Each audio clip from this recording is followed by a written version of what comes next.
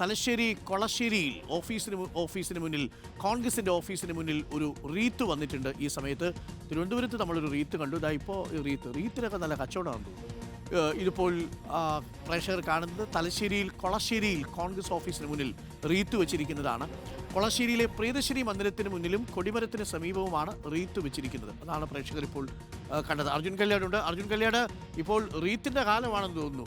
അവിടെ പയ്യന്നൂരിലും നമ്മളൊരു റീത്ത് കണ്ടു, മന്ത്രിയുടെ വസതിയിലും ഒരു റീത്ത് കണ്ടു, തിരുവനന്തപുരത്ത് ഇപ്പോൾ കൊളശ്ശേരിയിലും ഒരു റീത്ത് വെച്ചിരിക്കുന്നു.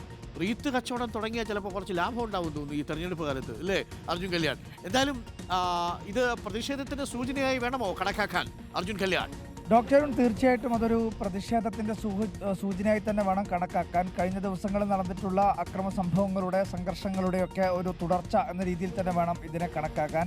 കൊളശ്ശേരിയിലുള്ള പ്രിയദർശിനി മന്ദിരത്തിന് മുന്നിലാണ് റീത്ത് ഇന്നിപ്പോൾ കണ്ടത്. ആ റീത്തിനകത്ത് എഴുതി വച്ചിരിക്കുന്ന വാചകങ്ങൾ ഇങ്ങനെയാണ്: സകലതും ഓർത്തു വെക്കപ്പെടും, അഡ്വാൻസ് ആദരാഞ്ജലികൾ എന്നുള്ള ഒരു റീത്ത്. അത് കൊടിമരത്തിന് സമീപത്ത് വെച്ച റീത്തിലാണ് അങ്ങനെ എഴുതിയിരിക്കുന്നത്. നേരെ മറിച്ച് ഓഫീസിൻ്റെ ഭാഗത്ത് വെച്ച റീത്തിനകത്ത് സകലതും ഓർത്തു വെക്കപ്പെടും എന്നുള്ള കാര്യം എഴുതി വെച്ചിട്ടുമുണ്ട്.